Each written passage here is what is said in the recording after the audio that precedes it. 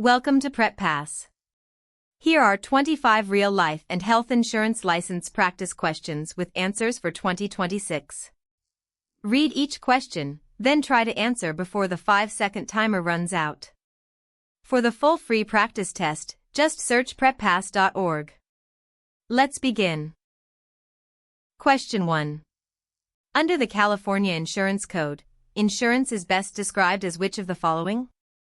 A. An investment vehicle that guarantees a return on premium. B. A contract whereby one party undertakes to indemnify another against loss from a contingent event. C. A government program that pays benefits to all residents. D. A savings account that accumulates tax-free interest.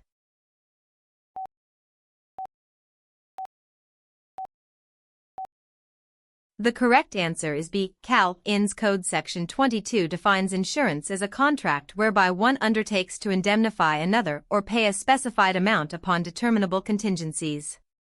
It is not an investment guarantee, a government program, or a savings account. Question 2. Which of the following is an example of a pure risk that an insurer would accept? A. Buying stock in a technology startup. B. Opening a new restaurant in a competitive market. C. The possibility that an insured will die during the policy term. D. Betting on the outcome of a sporting event.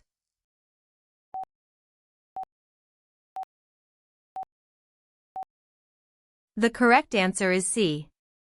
Only pure risk, which involves the chance of loss or no loss with no opportunity for gain, is insurable.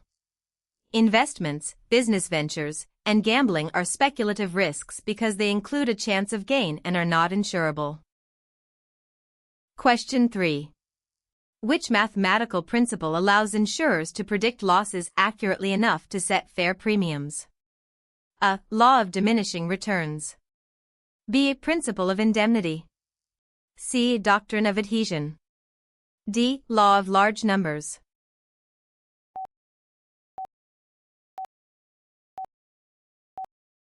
The correct answer is D. The law of large numbers states that as the number of similar exposures grows, actual losses converge on the predicted average. This lets actuaries set premiums that cover expected claims. Indemnity and adhesion are contract doctrines, not predictive tools. Question 4. An applicant for life insurance has uncontrolled high blood pressure. This condition is best classified as which type of hazard? A. Physical hazard. B. Moral hazard.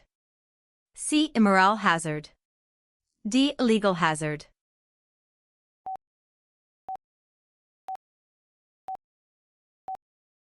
The correct answer is A. A physical hazard is a tangible condition that increases the chance of loss, such as high blood pressure, obesity, or a slippery floor. A moral hazard involves dishonesty, a moral hazard involves carelessness because of insurance, and a legal hazard arises from the legal environment. Question 5. An insured stops locking the car because she knows she has comprehensive auto coverage. This behavior is an example of A. A physical hazard. B. A moral hazard. C. A moral hazard. D. A legal hazard.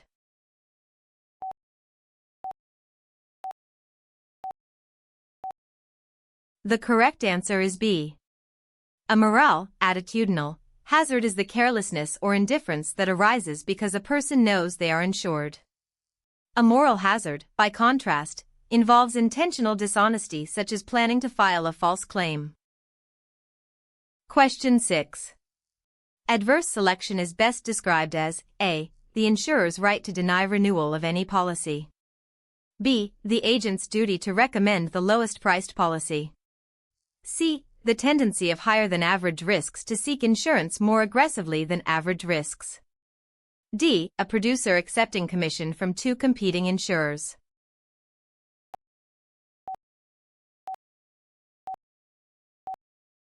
The correct answer is C. Adverse selection is the tendency of poorer than average risks to seek and obtain insurance. Underwriting standards exist specifically to control adverse selection by identifying and properly pricing or declining substandard risks. Question 7. All of the following are required elements of a valid contract except A. Offer and acceptance, B. Consideration, C. A legal purpose, D. Written signatures of two witnesses.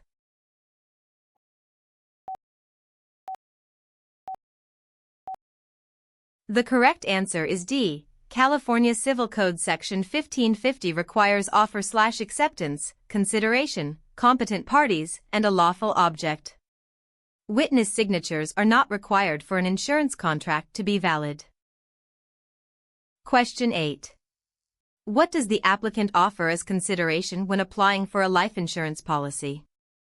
A. The initial premium and statements made in the application. B. Only the signature on the application. C. The promise to pay future premiums for life. D. A medical examination report.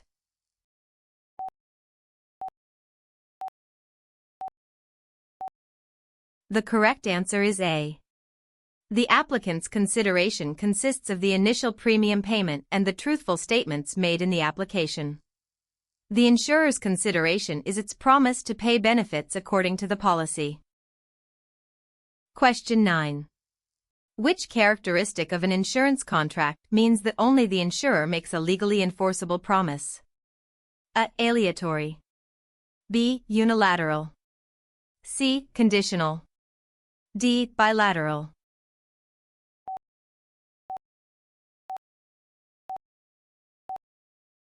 The correct answer is B. An insurance contract is unilateral because only the insurer makes a legally enforceable promise. The insured is not required to pay future premiums but loses coverage if they stop. Insurance contracts are not bilateral. Question 10. An insurance contract is described as aleatory because A. Both parties exchange equal dollar amounts.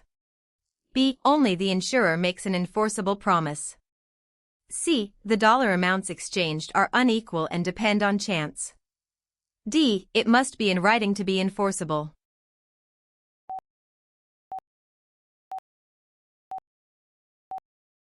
The correct answer is C. Aleatory means that the amounts exchanged are unequal and depend on chance. An insured may pay one premium and the insurer must pay the full face amount, or the insured may pay for decades and never collect. Equal exchange is the opposite of aleatory. Question 11.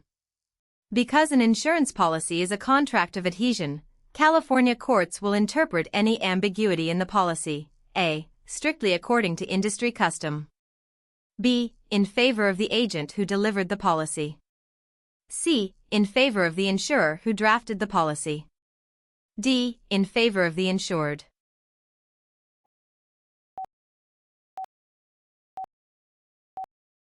The correct answer is D. A contract of adhesion is drafted by one party, the insurer, and offered on a take-it-or-leave-it basis. Because the insured had no chance to negotiate the wording, California courts construe any ambiguity against the drafter and in favor of the insured. Question 12. Under California Insurance Code Section 330, neglect to communicate that which a party knows and ought to communicate is called A. Concealment, B. Warranty, C. Representation, D. Estoppel.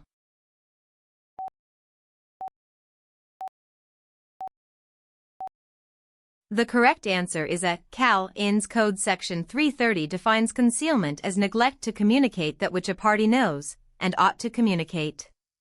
Concealment entitles the injured party to rescind the contract. A representation is a statement believed true. A warranty is a stricter promise. Question 13.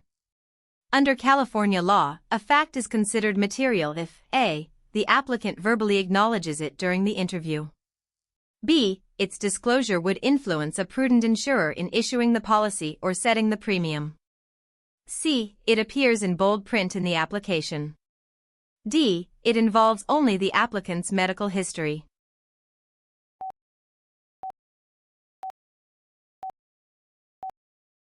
The correct answer is B. Cal. INS Code Section 334 states that materiality is determined by the probable and reasonable influence of the facts upon the party to whom the communication is due, in forming his estimate of the disadvantages of the proposed contract, or in making his inquiries.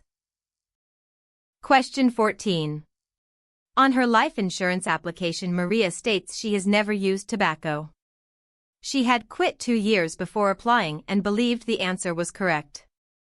3 years later she dies, and the insurer learns she had smoked socially as a teenager. Maria's statement is best classified as A. Warranty that justifies rescission. B. Concealment that voids the policy.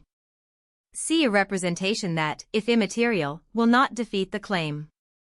D. Fraud that exposes her estate to criminal penalty.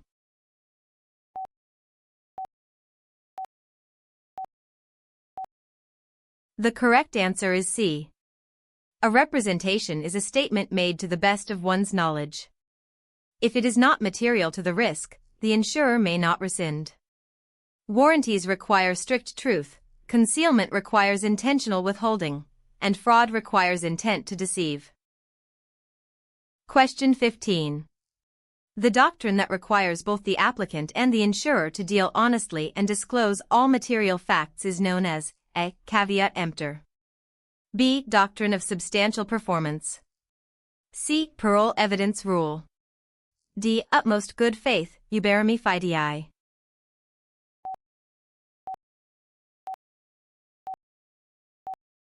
The correct answer is D. Insurance contracts are made in utmost good faith, uberami fidei, because each party must rely on the other's honesty to evaluate a risk that only one party fully knows. The other choices are general contract doctrines that do not impose this heightened disclosure duty. Question 16. When must insurable interest exist for a life insurance policy in California? A. At the time the policy is issued. B. At the time of the insured's death. C. Both at issue and at death.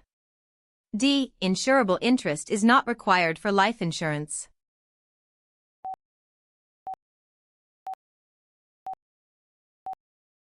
The correct answer is A. For life insurance, insurable interest must exist when the policy is issued.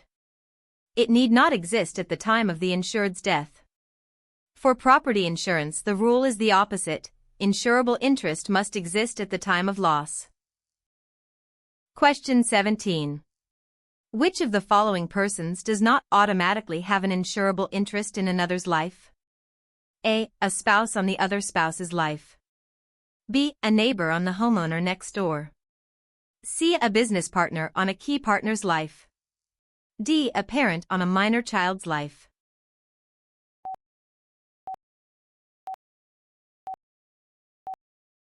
The correct answer is B. Insurable interest in another's life requires either a close family relationship or a substantial economic interest. Spouses, parents, children, business partners, and key employees qualify. A neighbor, with no family or financial tie, does not. Question 18. The principle of indemnity is intended to A. Pay the insured a stated face amount regardless of actual loss. B. Allow the insured to profit from a covered loss. C. Restore the insured to the financial position held just before the loss, but no better. D. Permit double recovery from two separate policies.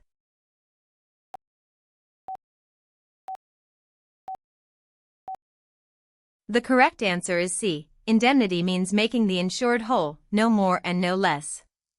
It governs property and most health insurance. Life insurance is a valued contract that pays a stated face amount because human life cannot be measured in dollars. Question 19.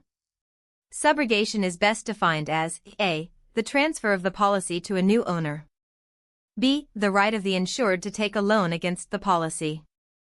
C. The substitution of a new beneficiary. D. The right of the insurer that has paid a claim to recover from a third party legally responsible for the loss.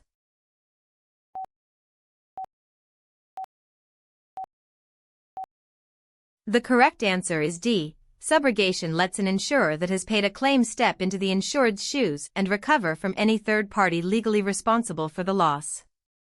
It prevents the insured from collecting twice and shifts the cost to the actual wrongdoer. Question 20. A producer who legally represents the insurance company and binds it within the authority granted is called a N.A. agent. B. Broker. C. Adjuster. D. Underwriter.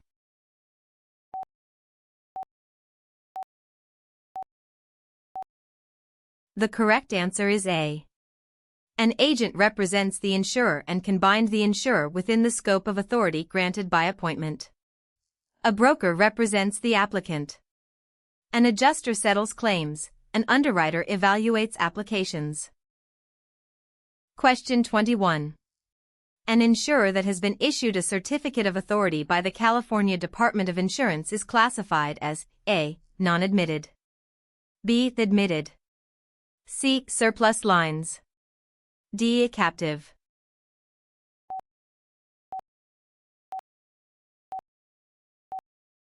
The correct answer is B. An admitted insurer holds a certificate of authority from the California Department of Insurance and may transact insurance in California. Non-admitted insurers do not hold the certificate. Their policies may be placed only through surplus lines rules and are not covered by the California Life and Health Insurance Guarantee Association. Question 22. An insurance company purchases coverage from another insurance company to spread risk on very large policies. This arrangement is called A. Coinsurance. B. Self-insurance. C. Reinsurance. D. Surplus lines.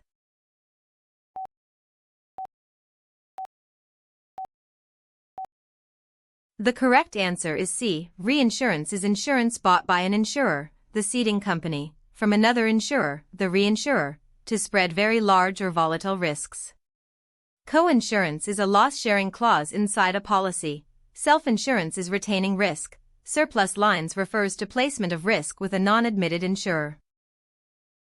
Question 23. On a life insurance policy, the person who has the contractual right to name the beneficiary, take a loan, or surrender the policy is the A. Insured. B. Beneficiary. C. Agent of record. D. Policy owner.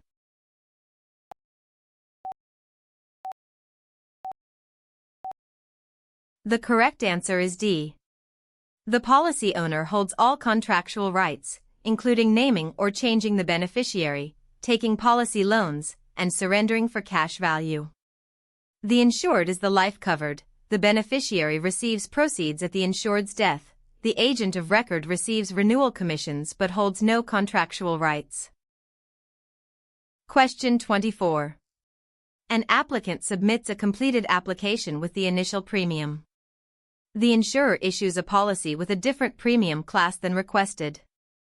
Under contract law, this is best described as A. A counteroffer that the applicant must accept before a contract is formed. B. An automatic binding contract effective on issue. C. An acceptance of the original offer. D. A void policy because the parties never met.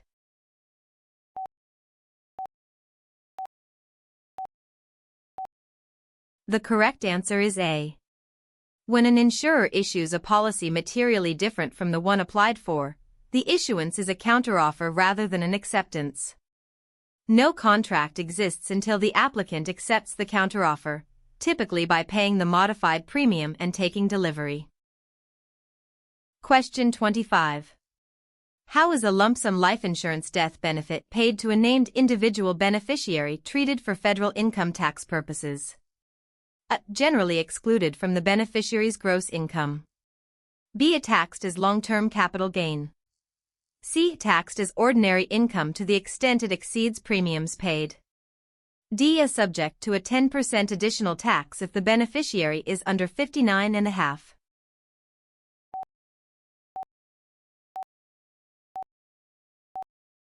The correct answer is A. IRC Section 101, A.